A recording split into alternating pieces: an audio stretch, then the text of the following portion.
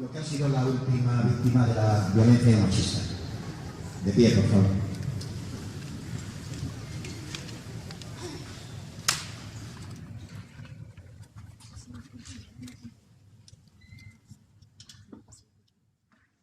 Comenzamos con estas jornadas una nueva década. Volvemos año tras año intentando acercarles consejos útiles para su salud. Queremos informarles para que conozcan más y mejor sus problemas de salud, que sean expertos en su enfermedad, en el conocimiento de los recursos sanitarios y que sean también, y se lo pedimos, que sean corresponsables en el uso de los mismos. Queremos que redirijan sus hábitos hacia la prevención y hacia el autocuidado. Nos sentimos muy orgullosos de estas jornadas, que son únicas en la región y que ininterrumpidamente hemos celebrado desde el 2000, conscientes de que estas jornadas articulan la autoformación para la mujer y que es ella la que después ha de aplicar a su entorno familiar y social. Y pasarlo bien. Pero no estaría bueno hoy no acordarnos de ella hoy aquí.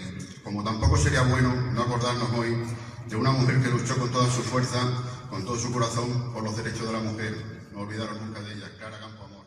La verdad que para mí es un placer estaros acompañando hoy y todos los días que necesitéis. Sabéis que yo estoy a disposición cada vez que me llaméis.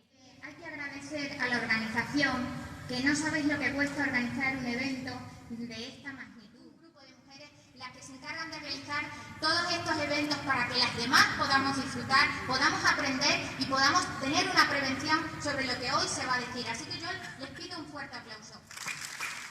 Cuando apareció hace un par de meses Encarna en mi despacho para decirme que tenía que venir, que se necesitaba financiación, supe desde el primer momento que todo lo que viniera de Encarna, de las mujeres de la Vera, había que estar, y aquí estoy con todas vosotras. Las mujeres sabemos que nos toque lo que nos toque, muchas veces nos toca hasta sufrir, somos sufridas hasta para eso.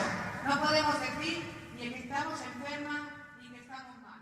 Para que durante esta legislatura seamos capaces de rescatar el fantasma edificatorio que supone la residencia de mayores de Jarandilla de la Vera.